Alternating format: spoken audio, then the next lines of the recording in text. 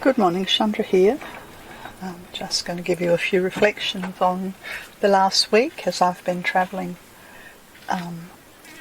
from Brisbane through central Queensland into the Northern Territory. I can't remember what I was up to last time, but I've got a few notes here and one of the things that really struck me, that has been striking me as I've sort of left civilization, in capital letters, capitals, is the peace of nature and the simplicity of nature. Travelling along some of these outback roads, you can't just pull over when you feel like it, because either side of the road's often not hospitable, or there's simply no physical place for one to pull over. So the distances between places get longer and longer. Could drive for 2 or 3 hours, and there might be 2 places where you can pull over for a brief sort of 5 minutes, and therefore I find that I have to take sort of pictures in my mind. One of the images that I have is of the pelicans when I cross the Thomson River. Beautiful, beautiful pelicans. Obviously just enjoying the water. I think I was, maybe I was approaching Winton, and I was struck by the grasslands, what they call the Mitchell grass. And I was aware that this is the what do they call it, the basin for the Channel Country. And so when the wet season brings its rains, then the roads can be cut off at very short notice. In fact, I heard on the radio as I was coming through that travellers who were taking the four-wheel drive road from Alice directly east, that's the Alice directly east into the southeast corner of Queensland, that they all had to turn around and go back because there'd been huge amounts of rain that had literally cut off the properties, cut off the stations, cut off the roads. Nature's very much in charge out here. Yeah, and it's the Barcoo and the Diamantina that feed their waters, and they come from almost like sort of veins of the land, bringing the water over the land and under the land down to the centre of this vast country. The Artesian Basin's absolutely huge. I'm also aware, as I was speaking to the owner of the caravan park at Winton, and he was telling me that people come out here to look for boulder opals. So the earth has great riches, and of course it has been mined within an inch of its life, but there are many prospectors who come out just to poke along and see if they can find a boulder opal. And then I noticed on the map, one of the roads off to the left was called the Min Min Way, and it reminded me, I don't know the full story, I'll have to look it up, but they talk about the Min Min lights, and this is a sort of a phenomena that's otherworldly, that's often seen out in this region where nature and space are in control. Yeah, and then from Winton, well, I've sort of lost track really, but I was heading towards Mount Isa, and I think I stopped at Cloncurry. Yes, and one of the things that really struck me about the road to in and around Cloncurry was the potency and the power and the majesty and the vibrancy of the rocks. They were orange. They had a presence. And I can see how that presence attracted the big mining companies.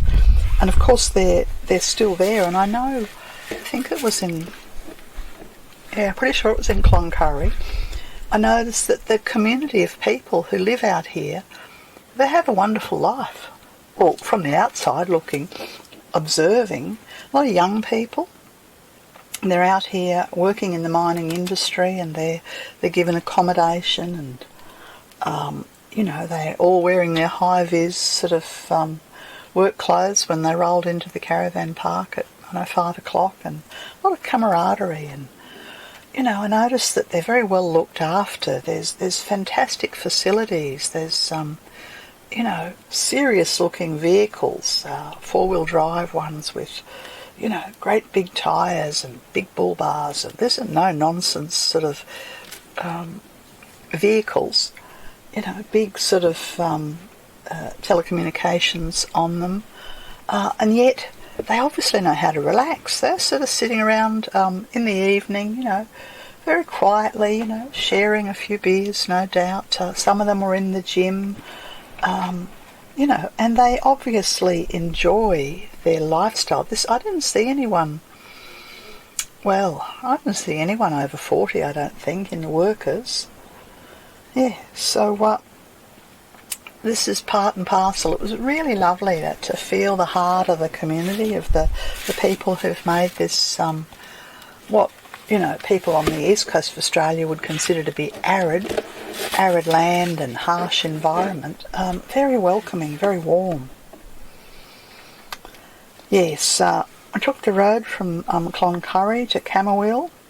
I've written down here it was 312 kilometres. And as I said, there's very few places where you can stop. So if you see a sign that says, stopping bay, well, you better stop if you want to, because otherwise you'll be going for a few more hours.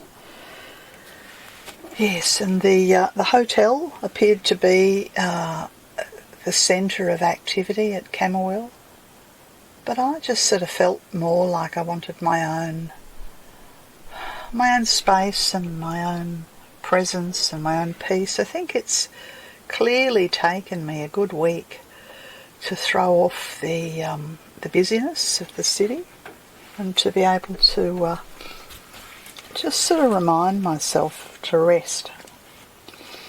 Yeah, from Camooweal I followed the Barkly Highway, crossed into the Northern Territory, and drove for, 300 or 400 k, and I arrived at a place called the Barkly Station.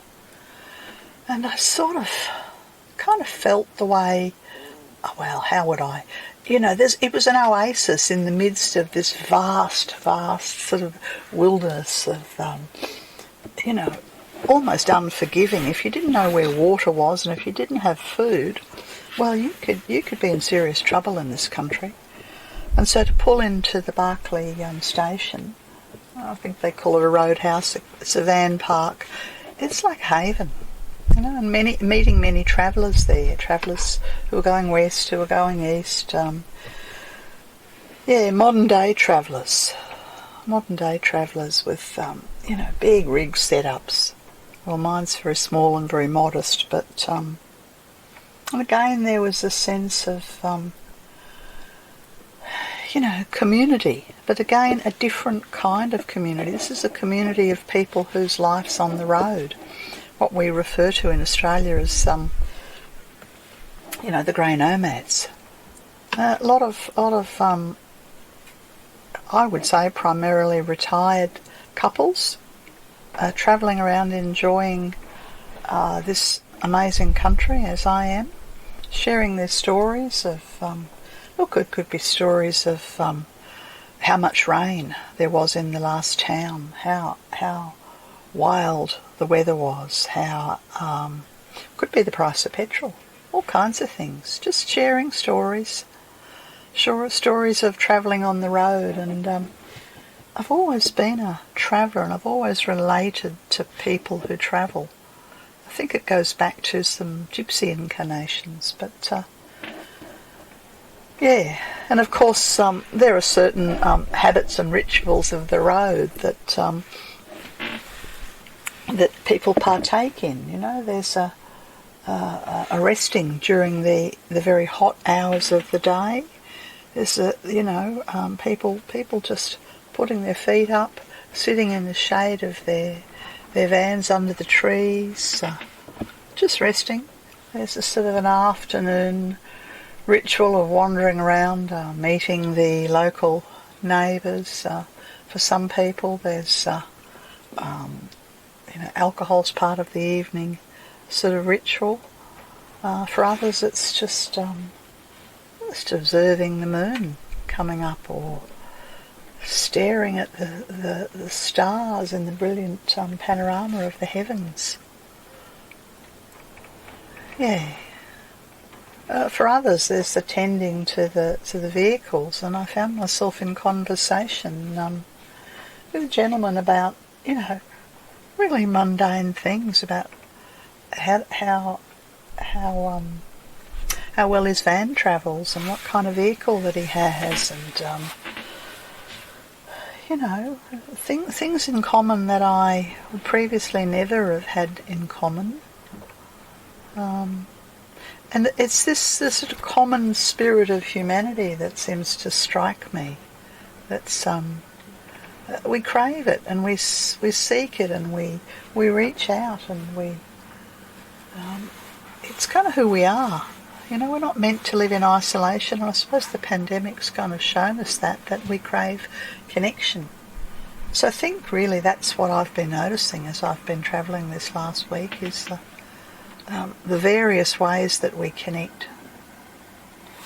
Anyway, I'll leave that for now, and we'll talk again another time.